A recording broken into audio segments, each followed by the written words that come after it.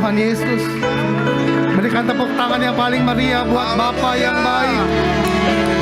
Bapa yang baik. Oh dalam mata karalamaya siando. Inaralamaya siande. Sungguh kau Bapa yang baik Tuhan. Oh terima kasih.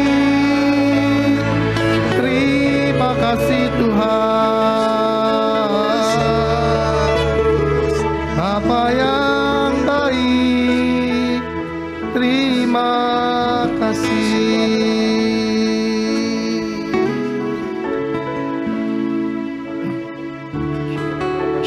Sungguh kami mengucap syukur buat pagi hari ini.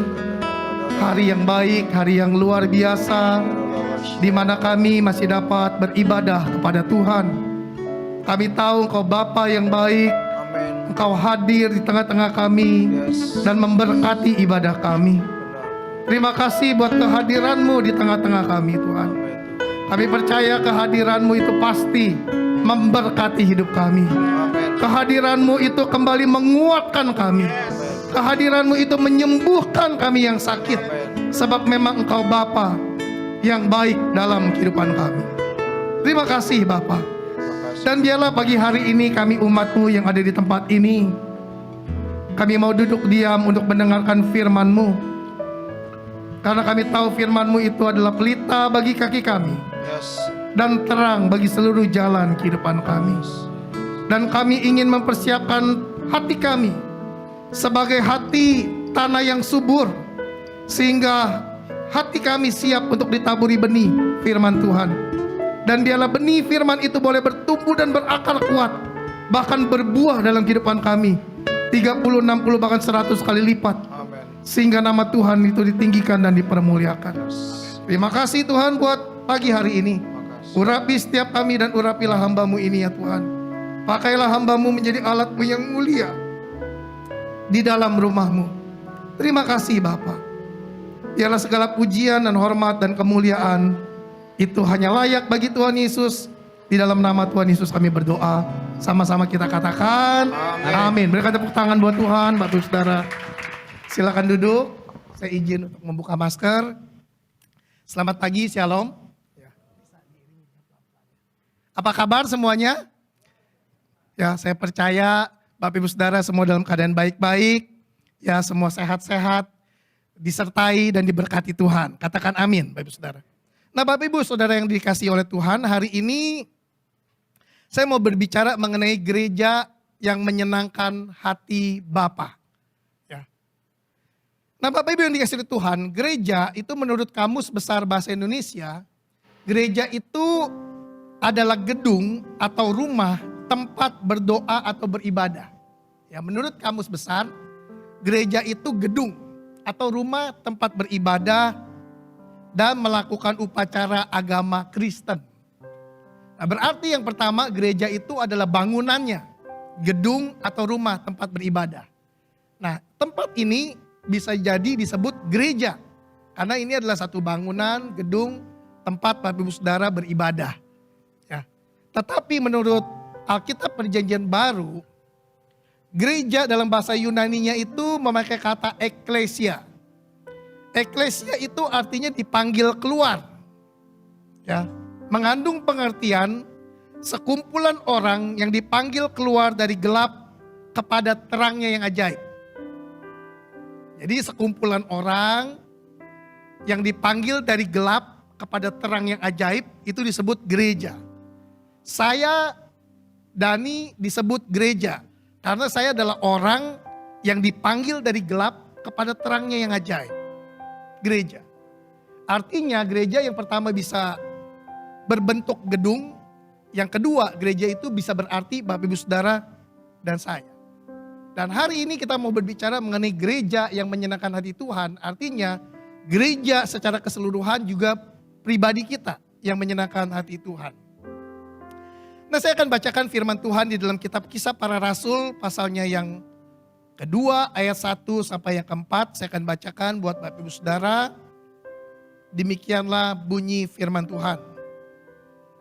Ya, kitab Kisah Para Rasul pasal yang kedua ayat 1 sampai 4. Saya akan bacakan dengan cepat. Ketika tiba hari Pentakosta, semua orang percaya berkumpul di satu tempat.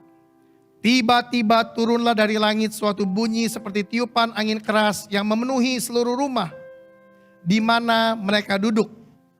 Dan tampaklah kepada mereka lidah-lidah seperti nyala api yang bertebaran dan hinggap pada mereka masing-masing. Ayat 4. Maka penuhlah mereka dengan Roh Kudus, lalu mereka mulai berkata-kata dalam bahasa-bahasa lain seperti yang diberikan oleh Roh itu kepada mereka untuk mengatakannya. Pada saat itulah murid-murid, Bapak Ibu Saudara, itu dipenuhi dengan Roh Kudus. Bapak Ibu dikasih oleh Tuhan, ketika murid-murid dipenuhi dengan kuasa daripada Roh Kudus, maka kehidupan murid-murid itu menjadi luar biasa. Pelayanan murid-murid pada waktu itu menjadi efektif dan efisien. Pelayanan murid-murid pada waktu itu menjadi berkat dan dampak bagi banyak orang, Bapak Ibu Saudara.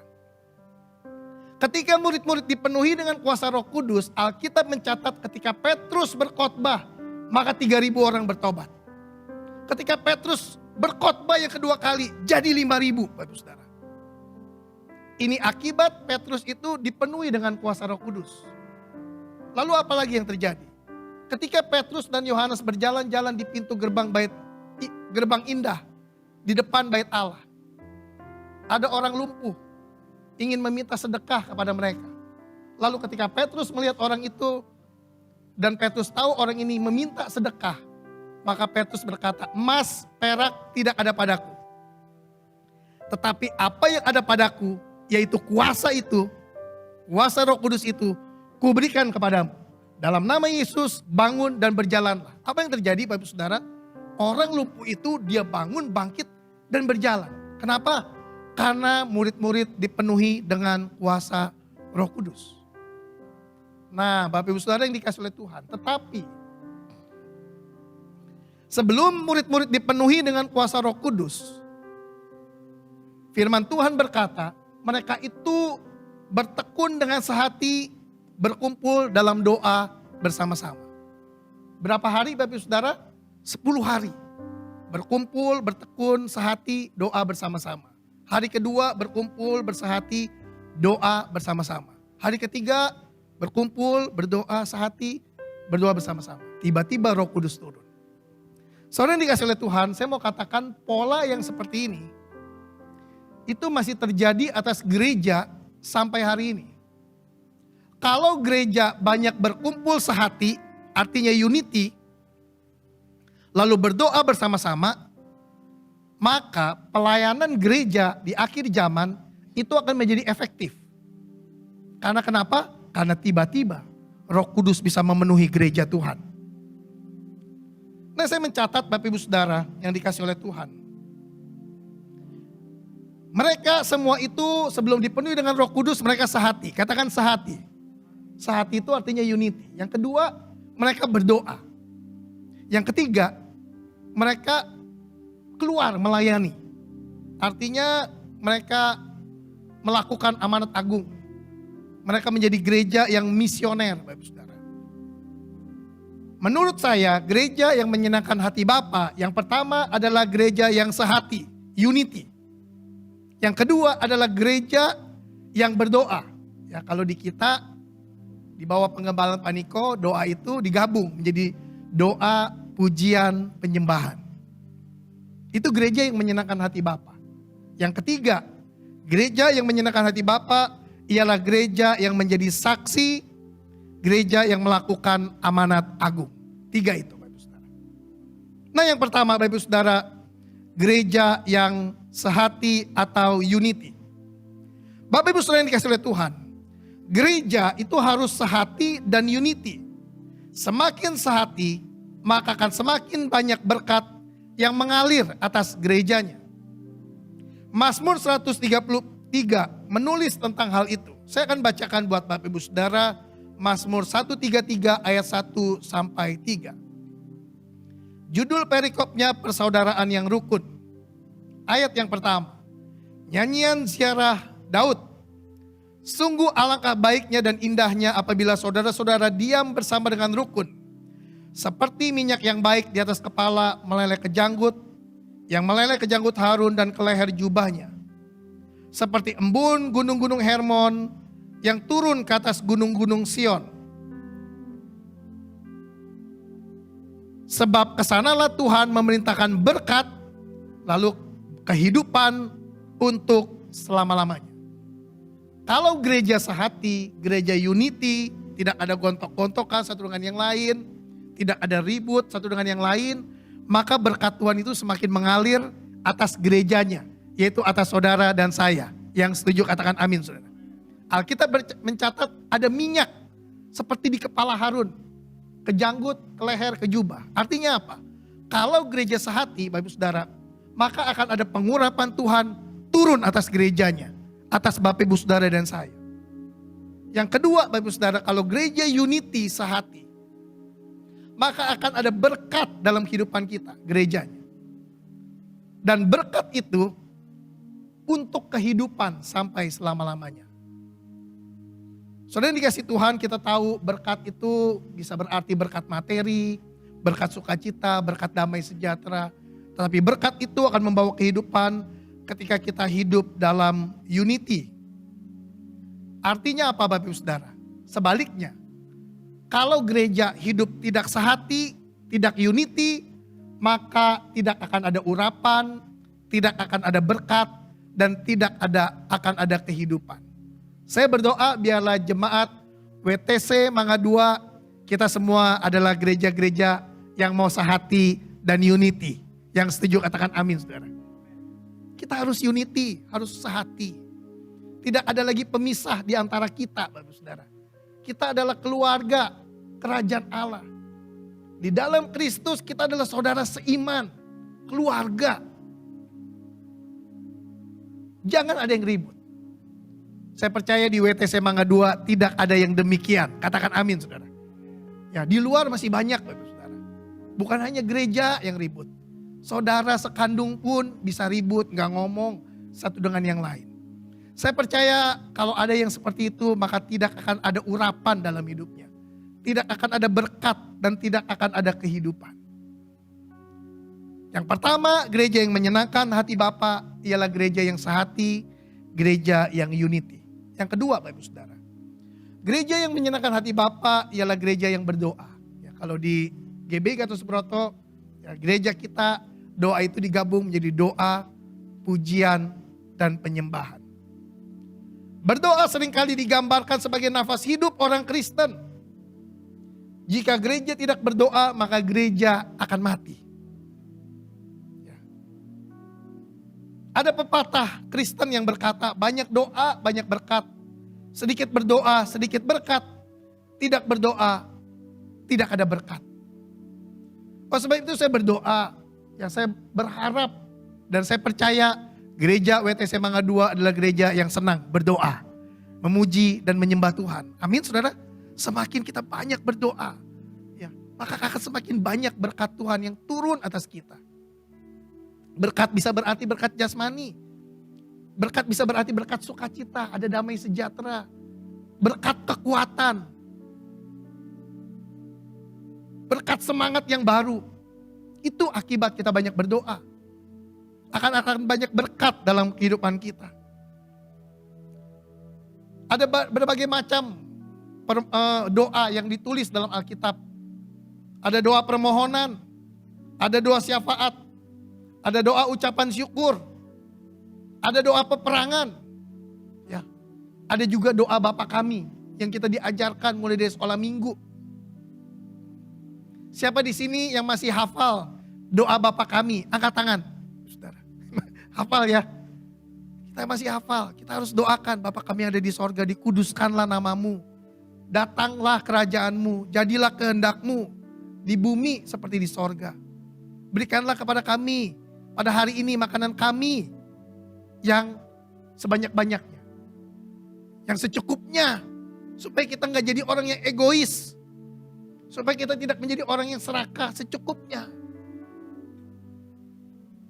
Lalu kita minta, ya, kekenyangan akan jiwa. Dan ampunilah kami, seperti kami juga mengampuni orang yang bersalah. Dan lain sebagainya, Bapak Ibu Saudara. Gereja yang menyenangkan hati Bapa yang pertama adalah gereja yang sehati, unity. Yang kedua adalah gereja yang berdoa, memuji dan menyembah Tuhan. Saya berdoa biarlah kita yang ada di tempat ini, kita adalah gereja yang senang berdoa, memuji dan menyembah Tuhan. Yang mau katakan amin Bapak Ibu Saudara. Ambil waktu-waktu benar-benar waktu khusus untuk kita bersekutu dengan Tuhan. Ada waktunya kita mesbah keluarga bersama-sama. Tapi kita juga harus punya waktu khusus untuk kita berdoa pribadi dengan Tuhan. Nah yang ketiga Bapak Ibu Saudara, gereja yang menyenangkan hati Bapa. Ini yang sebenarnya mau menjadi pokok pembahasan kita hari ini. Adalah menjadi gereja yang menjadi saksi. Gereja yang misioner. Gereja yang melakukan amanat agung. Ini adalah gereja yang menyenangkan hati Bapa. Gereja, Bapak Ibu Saudara dan saya, atau semuanya ya gedung gereja ini, itu harus menjadi saksi Tuhan Yesus. Kisah Para Rasul pasal yang pertama ayat 8, firman Tuhan berkata, tetapi kamu akan menerima kuasa kalau Roh Kudus turun ke atas kamu, dan kamu akan menjadi saksiku di Yerusalem dan di seluruh Yudea dan Samaria dan sampai ke ujung bumi. Gereja harus menjadi saksinya Tuhan Yesus. Di Yerusalem, Yudea, Samaria sampai ke ujung bumi. Itu satu paket. Mungkin ada yang berkata saya mau menjadi saksi di rumah aja Yerusalem saya. Bagus. Itu tidak salah Bapak Ibu Saudara. Tetapi firman Tuhan berkata, dari Yerusalem harus ke Yudea. Dari Yudea kamu harus ke Samaria.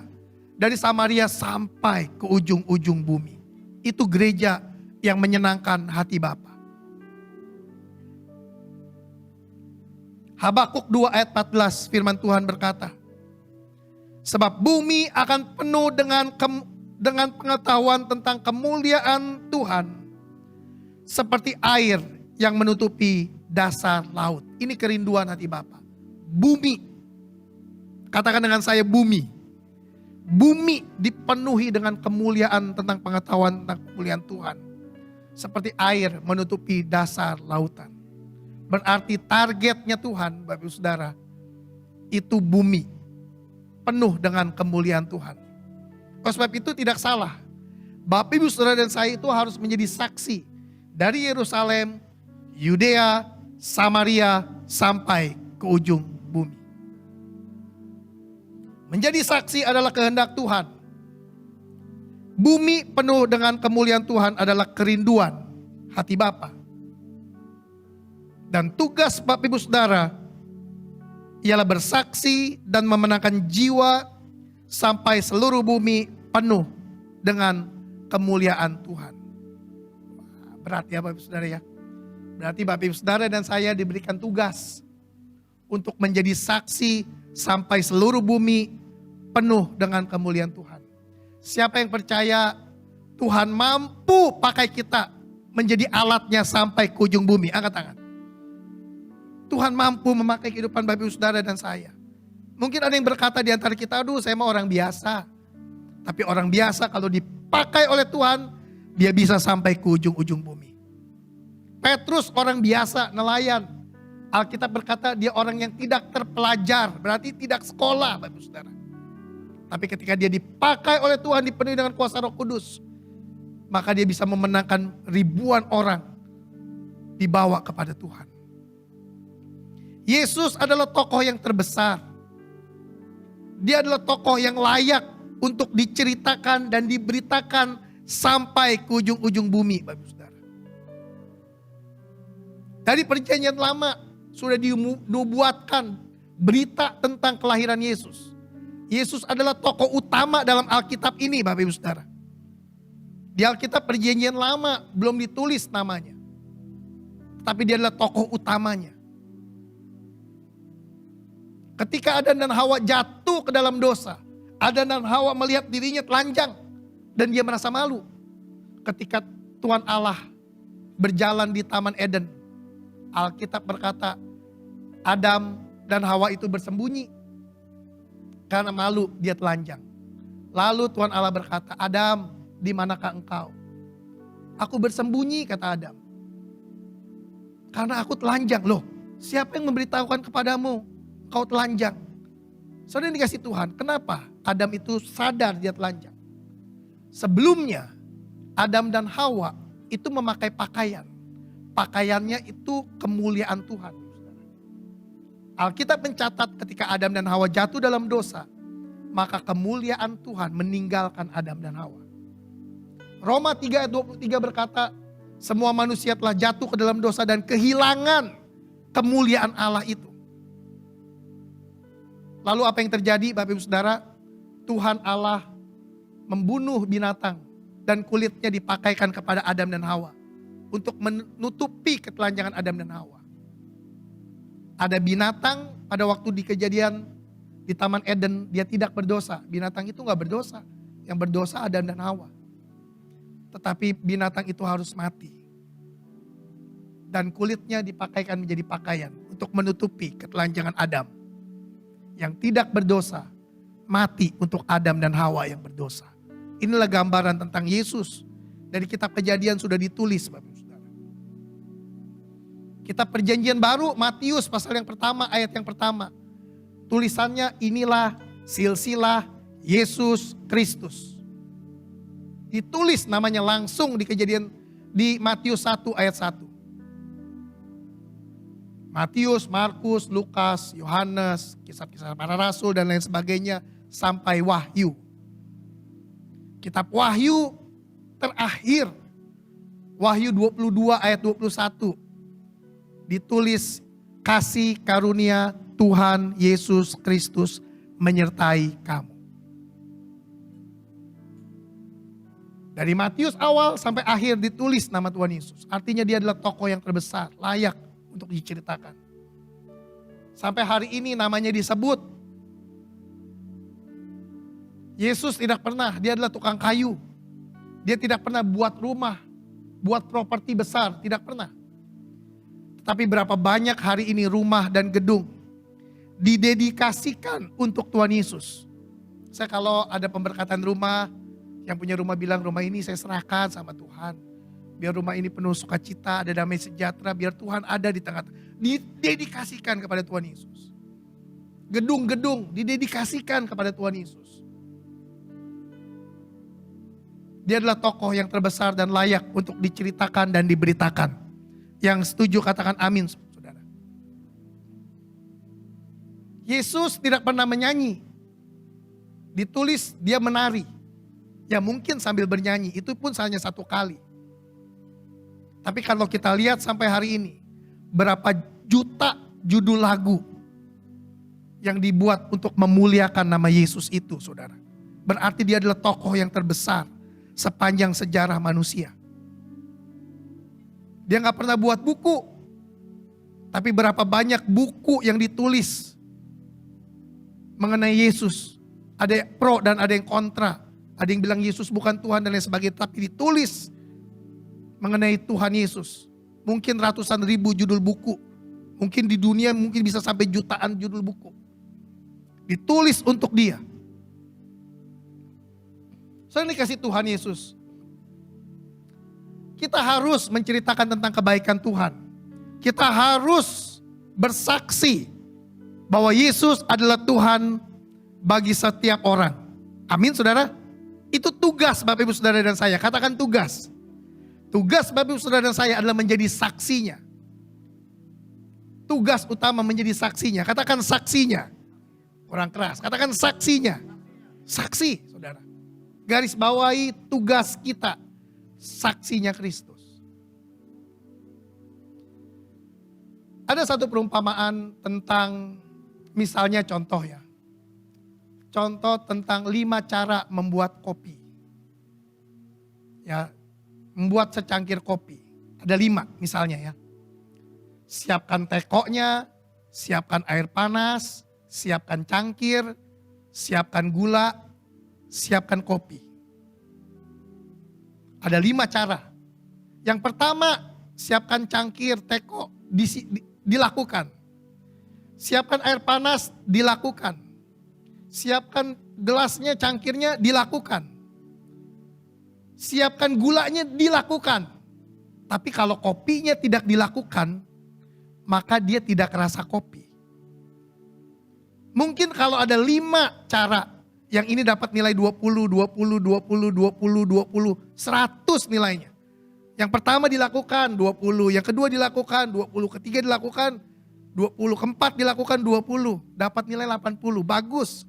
Tapi kalau kopinya tidak dimasukkan, nilainya bagus, tapi tidak rasa kopi. Sering dikasih Tuhan. Tugas gereja Tuhan ialah menjadi saksinya sampai ke ujung-ujung bumi. Kita bergereja, bagus. Kita sudah mengampuni, bagus, itu gak salah. Kita mengasihi sesama, bagus, itu gak salah. Menolong orang, bagus.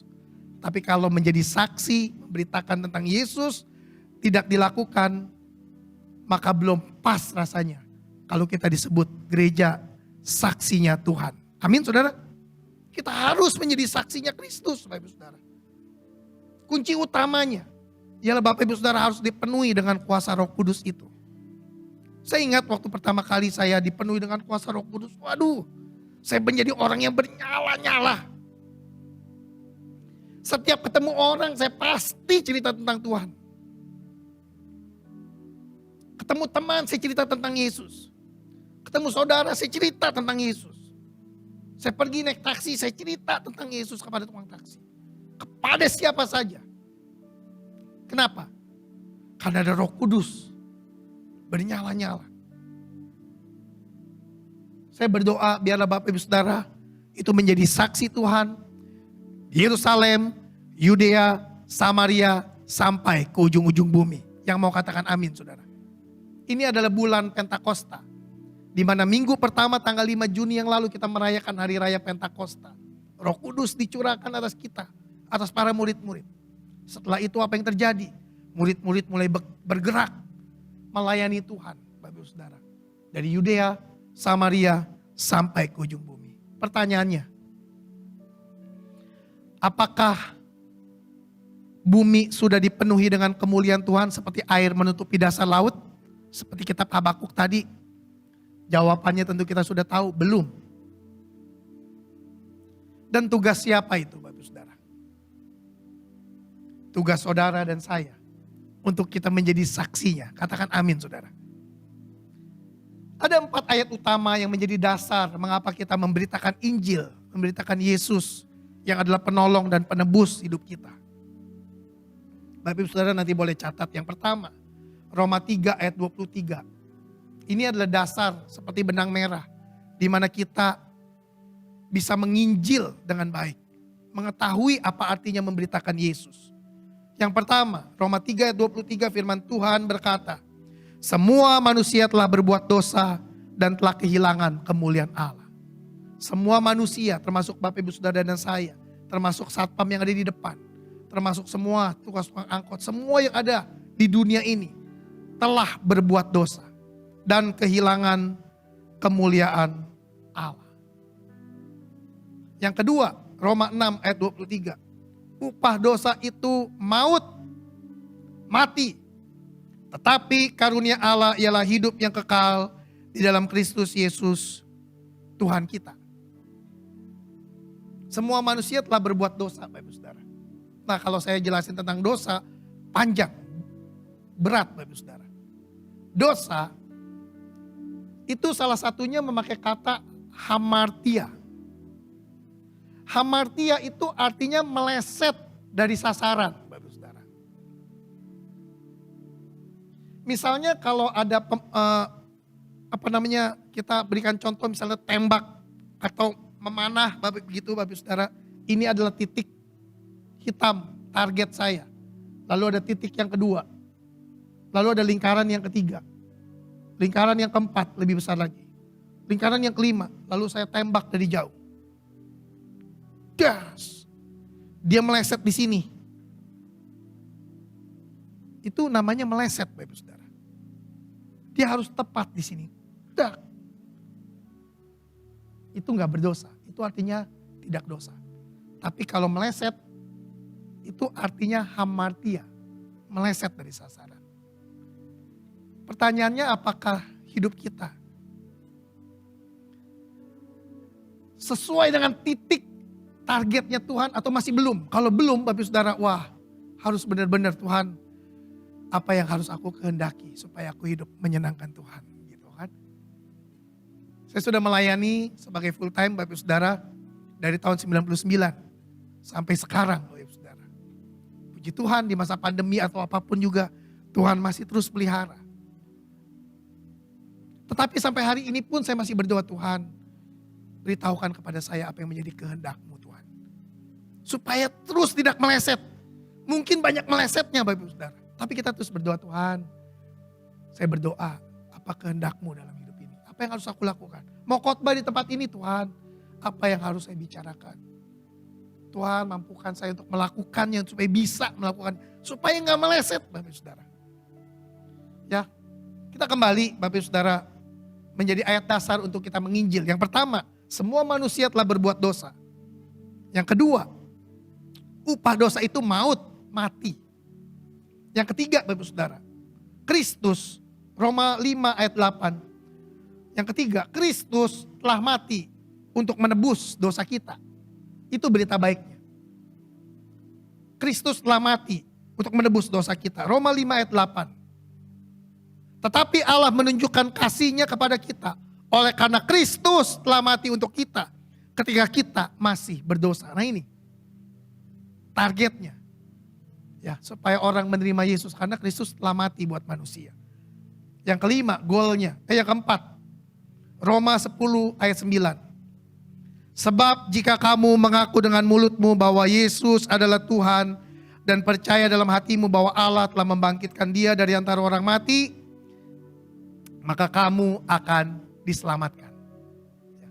Saya berdoa, berharap biarlah Bapak Ibu Saudara dipakai Tuhan untuk menjadi saksinya Kristus.